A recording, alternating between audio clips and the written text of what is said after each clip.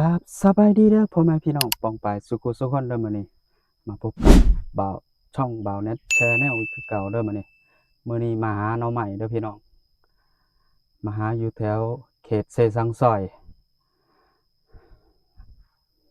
มาเลาะป่าเลาะดงหลายปีแล้วบ่ได้เลาะป่าเลาะดงเป็น10ปีแล้วมื้อนี้หาหน่อใหม่ไปต้มไปแกงมากับสาวขาวคือเก่าเด้อพี่น้องมื้อนี้กับลูกสาวหลานสาวพูนแล่นตรงเตาะตรงต่อยไปว่าเฮาสิได้หน่อใหม่อยู่บ่น้อมื้อนี้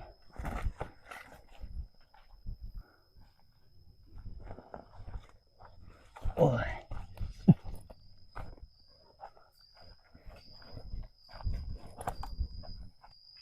โอ้ยน้ำเจอน้ำแล้วบัดนี้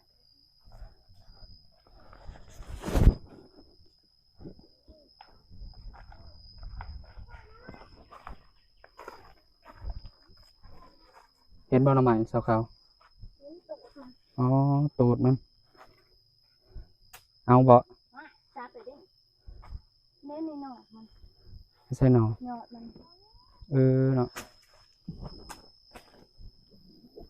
เอามากินหมดได้บัดนี้ทำไมกันอืม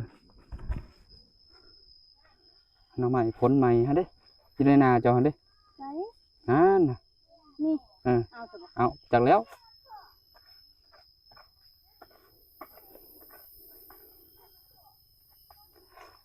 นี่เอาบ่ เสาะวิธีจังซี่เด้อจังได้กินหน่อใหม่เสาะเอาเสียมเสาะลึกๆหน่อใหม่ยอดขาวบ่ได้ก็เจ้าสูตรน้ๆบ่ได้ก็เอาตูดเนาะกระตูดมันำ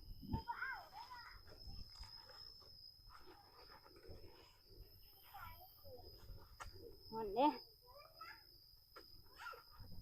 มึงเด้อกันตกเด้อ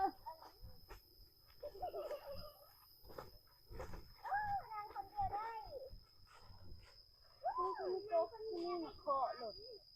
มาเคาะ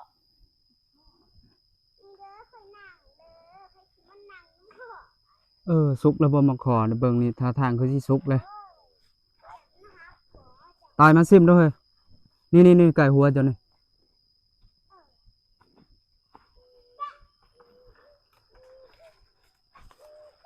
คือหน่วยใหญ่ หน่วยใหญ่แห้งเนาะซิมให้เบิ่งหน่อย ยังบ่สุกปู่อ้วนสิซาเด้อพ่อแนท มันยังบ่สุกหวานบ่ส้มส้มแห้งพี่น้อง นะหน่อไม้ยอดขาวๆเลยโอ้ยสิซับแล้วเนาะเอาหน่อยเขียว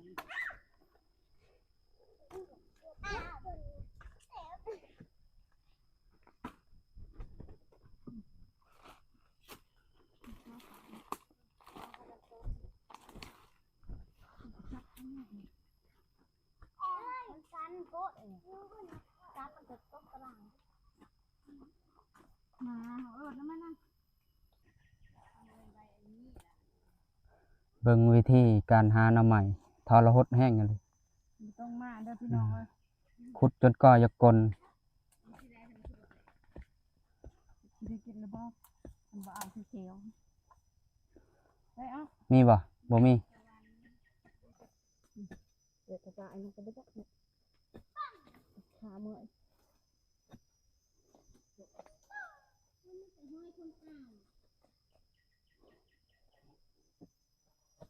ขาดหมดแล้วหน่อไม้ยอดขาว เดี๋ยวจะอันนี้บ่ ๆได้แต่ปลายมันบ่ ไม่จับ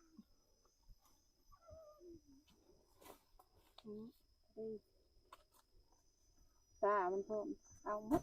บ่ได้ยัง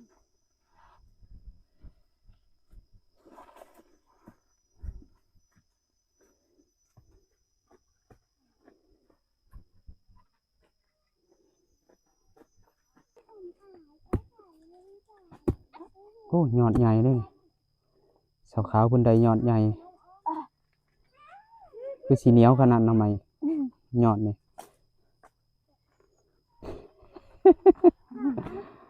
โอ้ยยอดหน่อยแห้งเลยพี่น้องเอ้ยหน่อยก็เอา ลาปวดทีกันแม่จับมาตัวนี้ก่อน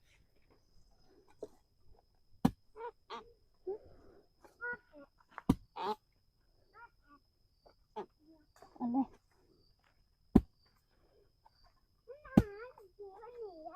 แม่พูดให้ก่อน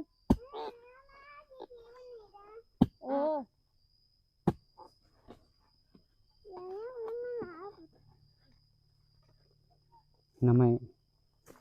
กระปูดมันกระปูดหน่อไม้ เบิ่งสิ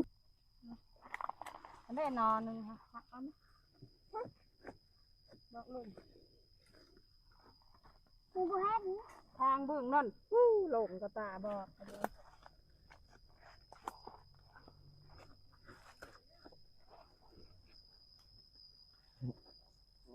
มันยัง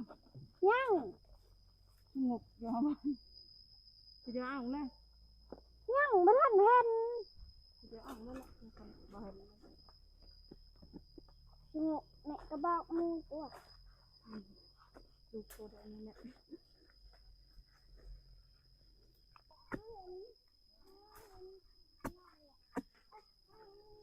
เนี่ยเอาไว้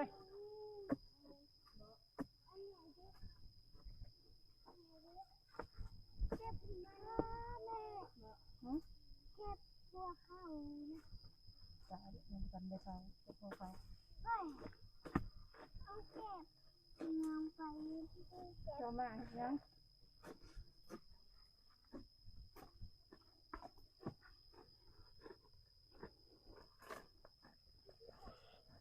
เนี่ยหน่อไม้นางเด้อ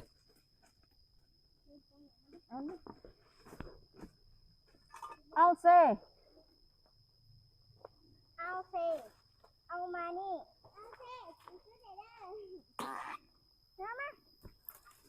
เด้อทั้งหัวมันตัวน้อยนะเอาไปโลดเด้ออยู่ไหนก็มี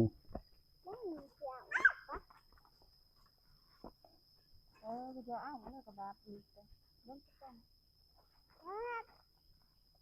คือกันนั่นนา เด้อกระมนอยู่ในมือนะเด้ออันเด้อล่ะหน่อไม้นี่ในลุมลมลมใส เด้อล่ะ สี่ดอก เด้อนี่ ทำไมนั่นน่ะ เห็นแล้วบ่เป็นบ่ดึงล่ะ มาสิเห็นเ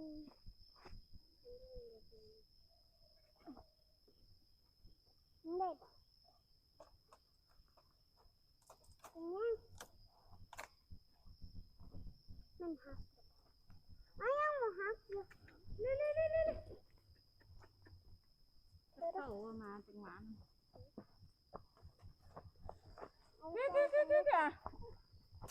มาย่าขึ้นมาย่า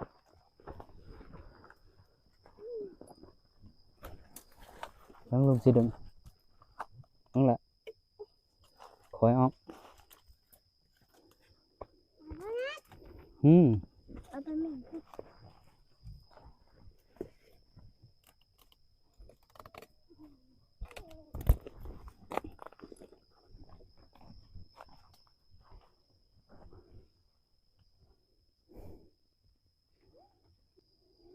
หาตัวขาวบ่ได้เอาตัวนี้แหละ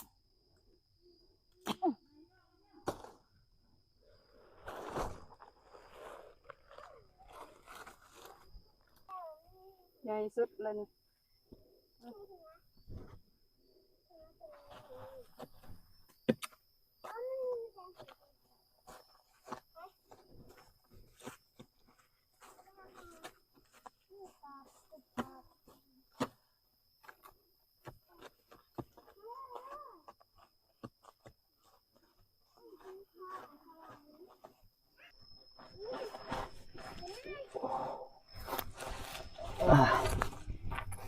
โอ้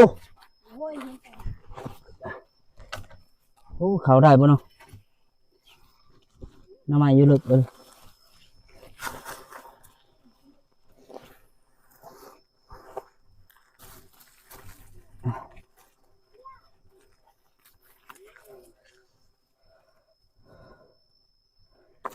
ก็เห็นหยอดหนึ่งสองหยอดนี่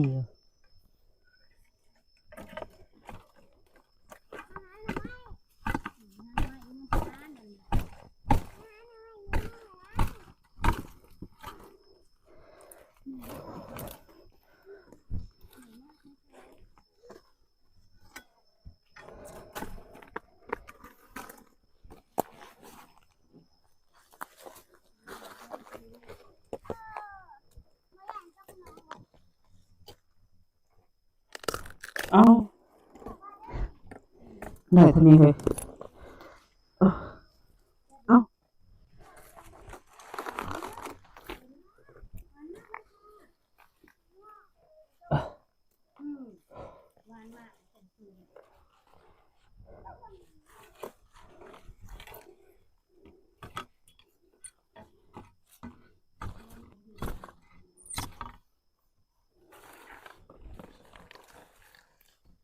โอ้ยน้ำ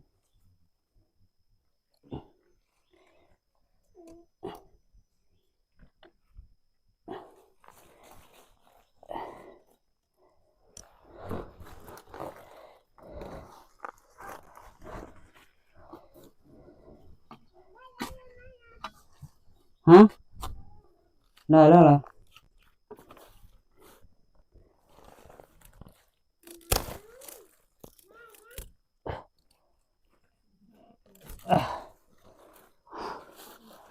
โอ้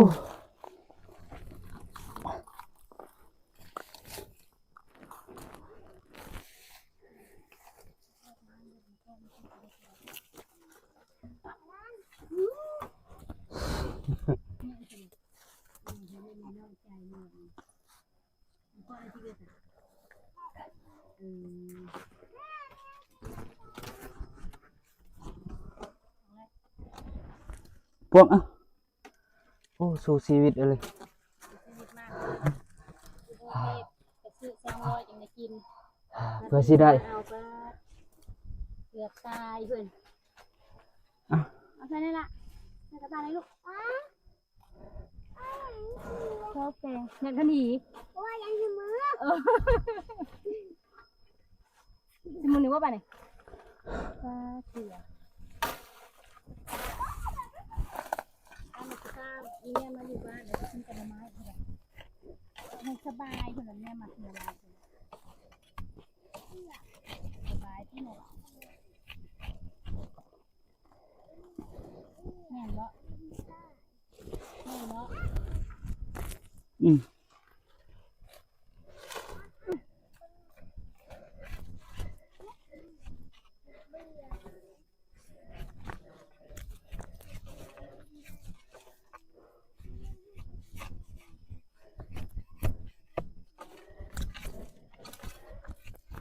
แม่บ่เนาะ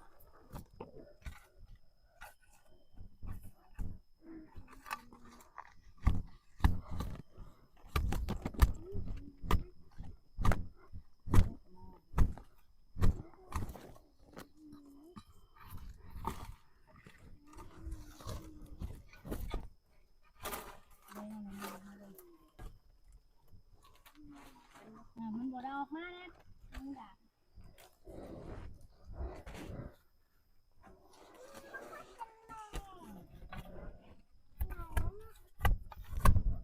นี่สิ กระโตดมัน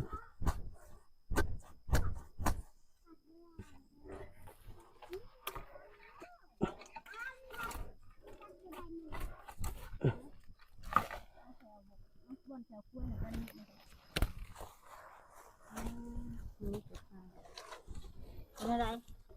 ยัง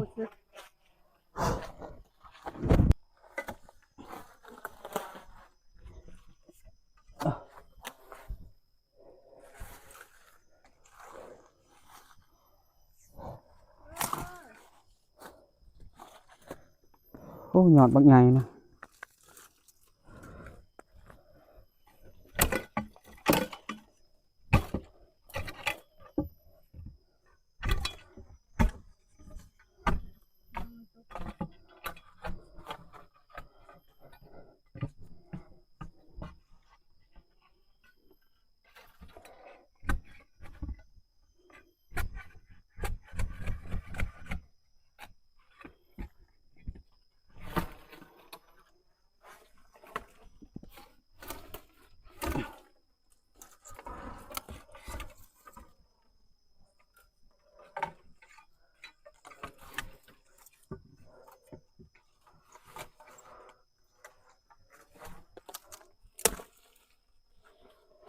อุ้ย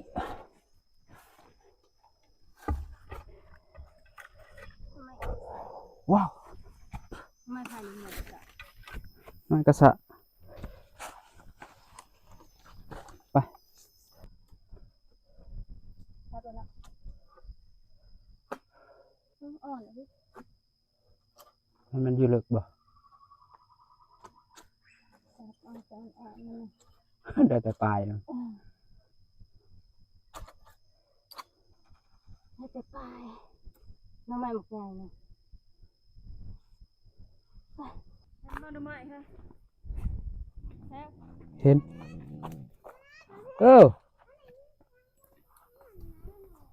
ขุดในใส จับได้ละ เมย์จะมาขุดยังเจ้าเจ้าดอกก็จะเอาแล้วหยอดก็เจ้าคุดอยู่พุ่นแต่บ่แม่นไม่หลายอยู่ที่